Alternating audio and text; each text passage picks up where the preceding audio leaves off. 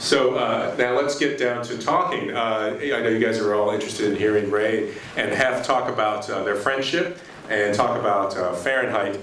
Ray, can you tell us a little bit about the origins of Fahrenheit? Well, I grew up around radio. When I was 10 years old, I saw that how radio was beginning to affect the society in America. It was changing things. And along the way, I fell in love with libraries. I began to see that libraries were being neglected. And so I got to a certain age, I thought I had to write a book about burning books. It was only natural because I saw the beginnings of TV were beginning to do what they were going to do to people. So therefore radio and TV influenced me to be writing Fahrenheit. Outstanding. And Hef, Fahrenheit and Playboy have a long history, a very interesting shared special moment early on. Can you talk a little bit about that? Well, I started the magazine in 1953, very end of 1953. And I was already a fan of Ray's. And Fahrenheit 451 had been in book form, but never in a magazine. And one had to remember what the 1950s, if one does, remember what the 1950s were like.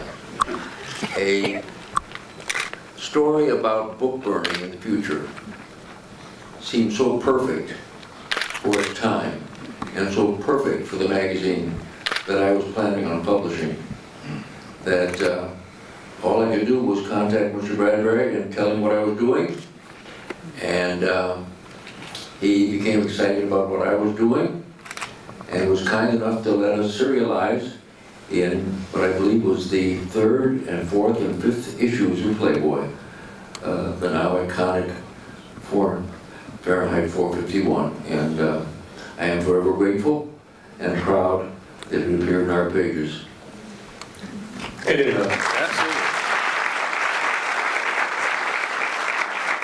You know, it's a book that's been banned through the years in certain places, and that's that's a badge of honor in itself. Why do you think the book endures to this day and echoes so strongly?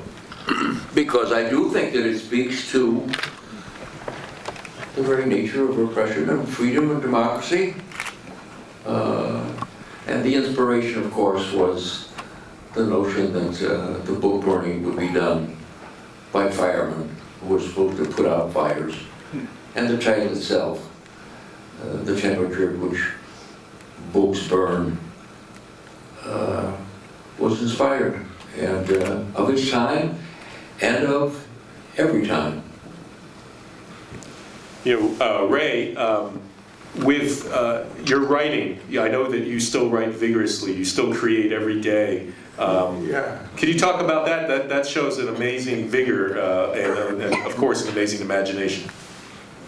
I love life and I love writing as a result. So I've prepared a new book of short stories. At the time of Juggernaut, it will be published next Christmas. Let's hear it for Juggernaut.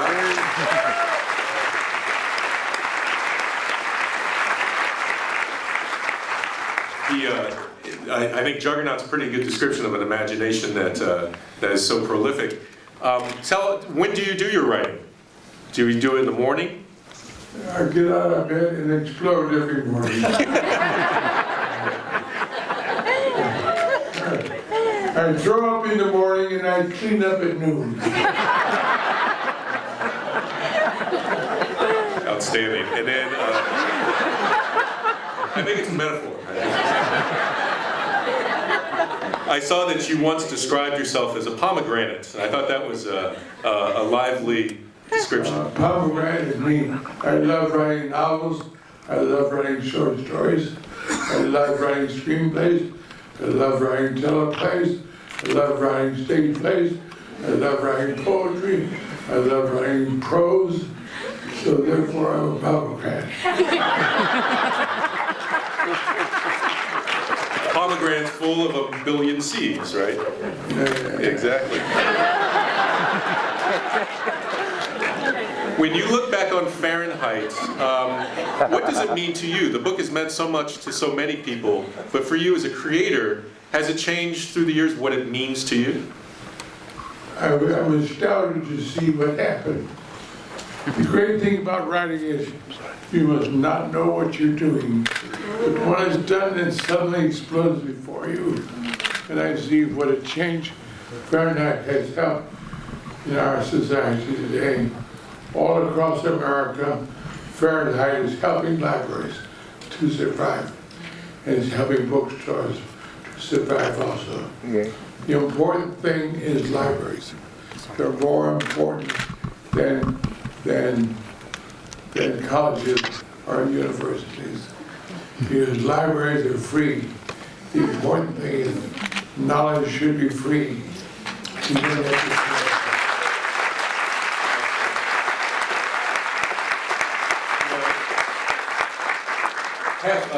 The way that people read has changed, and you know, you've been in the business of communications and publishing for so long now, and I wonder, when you look out and you consider the way people read and what they read, how do you feel about that? Are you dismayed or concerned or optimistic?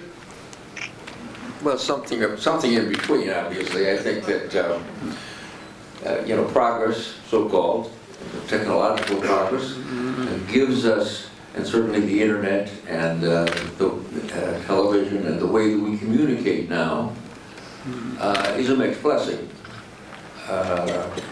It has given us a form of communication that is worldwide and is wonderful, but the method of communication now and education in reading has changed, and it is not the same to read from the internet to read from a book or a magazine or a newspaper. The experience is not the same. So my only concern related to all of that is young people are growing up with less of a sense of yesterday. They don't have the same sense of who we were before. And if you don't know who you were before, you don't really know who you are. I would like to take a more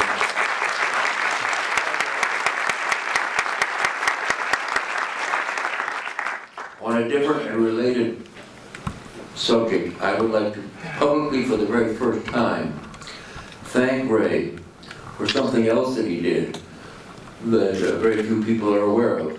He brought to me a young writer, and he was the mentor of that writer, Charles Beaumont, now prematurely gone.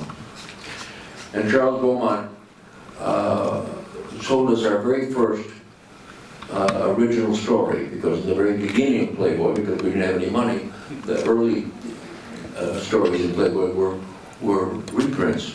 The first original story to appear in Playboy was by Charles Beaumont, and it was called Black Country, and it was about a black musician.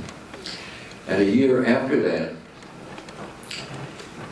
he brought us a science fiction story that Esquire had rejected because of his controversy. The title of it was a science fiction story called The Crooked Man. And it was the story of a future society in which gay was the way of things, and heterosexual was the aberration, and was persecuted. And in the 1950s, that was a very controversial moment. Believe me. And we published it, and it was the very beginning of a time that was, back then, very homophobic. And I was very proud to publish it. And Charles Beaumont had a long, illustrious until his untimely death connection to us, and his contribution, along with the many things that Ray himself brought to us, I am forever grateful.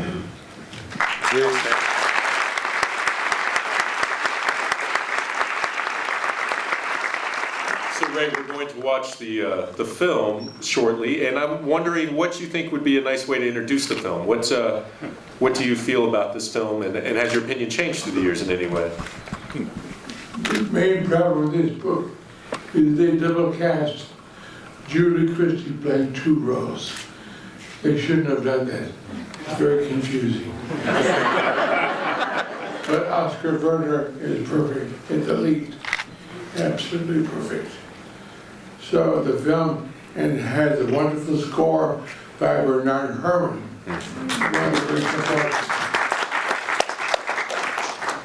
You know, the last time you and I spoke, it was about film adaptations upcoming, more film adaptations. There's been talk of An Illustrated Man. Yeah. There's been talk of another Fahrenheit film. I was wondering if there's anything you could tell us about that, and also how you feel about that. Is that something that you would like to see happen? Sometime in the near future, there will be a new production of a Marsh Craddock's film for cinema release. I hope that will happen sometime in the next year. Illustrated Man, they haven't started production on that. I don't know when they will start. Fahrenheit 451, Mel Gibson owns that, but it's coming back the rights to me. And if we do a new film, it will be done later this year with another group of people. Well, outstanding.